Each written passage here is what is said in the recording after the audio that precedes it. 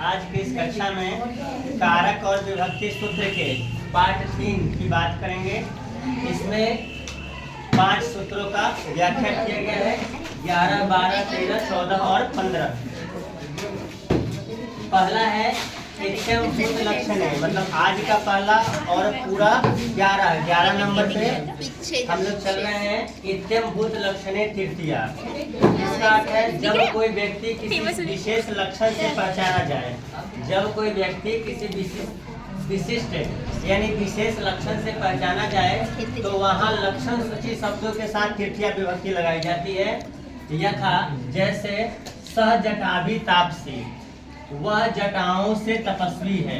तपस्वी की पहचान उसकी जटाओं से हो रही है, इसलिए जटा शब्द के साथ यहाँ तृतीया विभक्ति लगाई गई है। और जटा शब्द का तृतीया बहुवचन जटाभि होता है।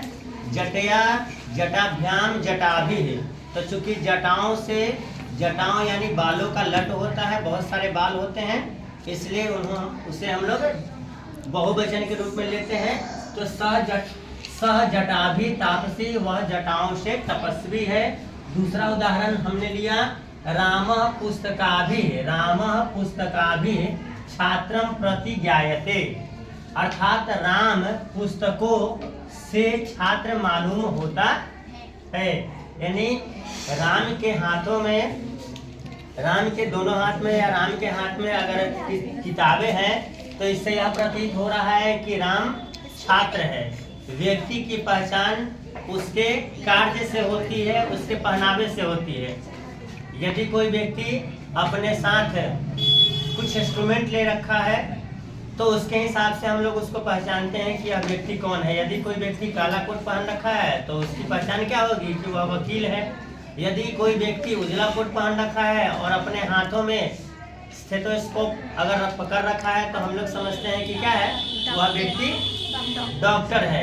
यदि कोई लड़का राम ही यदि हाथों में अपना बल्ला थामे हुए है तो हम लोग कहेंगे कि वह बल्लेबाज है। तो यहाँ पे रामः पुस्तकाभि छात्रं प्रति ज्ञायते, चूंकि राम के हाथों में किताब है, इससे यह प्रतीत हो रहा है कि राम जो है एक छात्र है। अगला 12 नंबर पे आज का दूसरा और कुल 12वां जो हमारा कारक और विभक्ति सूत्र है यह है एनांग विकारः तृतीया। एनांग विकारः तृतीया अर्थात अंगी के जिस अंग से विकार उत्पन्न हो। अंगी अर्थात कोई व्यक्ति जिसके अंग में, मतलब शारीरिक रूप से वह अगर विकृत है, विकलांग है, तो उस ऐसे शब्द, वो शब्द जहां से उसके अंग की विकार उत्पन्न हो रही है, उस विकार सूची शब्दों के साथ तृतीया विभक्ति लगाई जाती है। जैसे यथा में दिया गया राम पीठ से कुबड़ा है, तो यहाँ राम का जो विकृत अंग है वह पीठ है। राम का विकृत अंग पीठ है, अर्थात रामः पृष्ठेन कुब्जः। यहाँ पे राम पृष्ठ से कुबड़ा है, तो पृष्ठ यानी पीठ शब्द के साथ हमने तृतीया विभक्ति का निर्माण किया। दूसरा उदाहरण दिया हुआ है वह कान से बहरा है, तो कान से बहरा होना यहाँ तृतीया है, अतः यहाँ पे हो गया सहकर्णेन, सहकर्णेन बधिरः, सहकर्णेन बधिरः। अपवर्गे तृतीया 13 नंबर, कुल 13 और आज का तीसरा नंबर है आपका अपवर्गे तृतीया। इस सूत्र की व्याख्या में है क्रिया के लगातार होने एवं कर्म के फल की प्राप्ति होने पर कालवाची एवं मार्गवाची। इससे पहले एक और सूत्र हम लोगों ने पढ़ा था कालांध्वंतरे द्वितीया या अत्यंत संयोगे द्वितीया। उसमें यह दर्शाया गया था कि क्रिया के लगातार होने पर और कर्म के फल की प्राप्ति न होने पर, वहां कर्म के फल की प्राप्ति नहीं हो रही थी, और वैसे स्थिति में कालवाची और मार्गवाची, काल का मतलब होता है समय को दर्शाने वाले, और मार्गवाची का मतलब हो गया मार्ग को, पथ को, रास्ते को दर्शाने वाले जो शब्द होते हैं, उसमें वहां द्वितीया विभक्ति लगाई गई थी। लेकिन यहाँ कार्य के फल की प्राप्ति भी हो रही है, इसलिए यहाँ तृतीया विभक्ति लगाई जा रही है। जैसे यहाँ कार्य के फल की प्राप्ति किस प्रकार हो रही है, तस्सह मासेन व्याकरणम अधितम, उसने महीने भर में व्याकरण पढ़ लिया। यहाँ उसके कार्य की पूर्ति हो रही है। यहाँ विद्यार्थी जो है महीने भर के अंतर्गत 1 महीने में व्याकरण पढ़ने का कार्य पूरा कर लिया है, अर्थात उसके द्वारा किए गए कार्य की फल की प्राप्ति हो रही है। और अत्यंत संयोगे द्वितीया, जो ठीक इसी प्रकार का सूत्र है, वहाँ केवल आपको कर्म के फल की प्राप्ति नहीं हुई थी, वहाँ द्वितीया विभक्ति लगाई गई थी। उसके बाद दूसरा उदाहरण लिखा हुआ है, अयम चतुर्भिः वर्षैः गृहं विनिर्मितान्।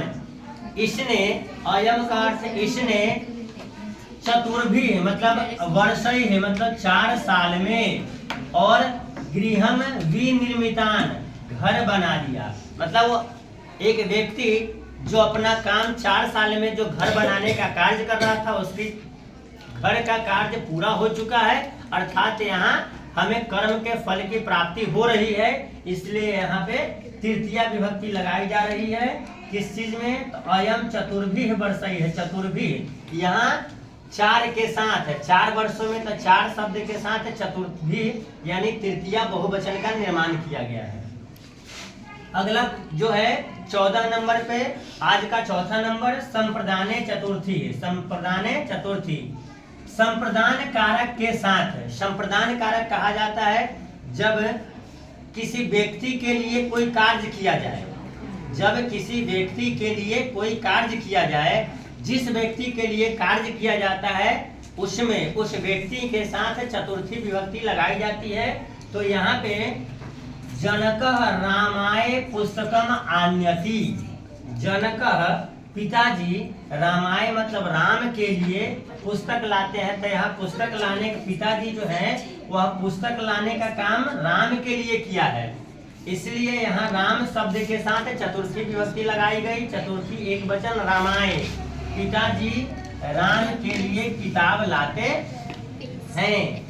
दूसरा उदाहरण लिखा गया, रमा ब्राह्मणाय भोजनम पचती। रमा नाम की जो एक लड़की है ब्राह्मण के लिए भोजन पकाने का यानी भोजन बनाने का कार्य करती है, इसलिए है रमा ब्राह्मणाय भोजनम पचती। रमा ब्राह्मण के लिए भोजन बनाती है।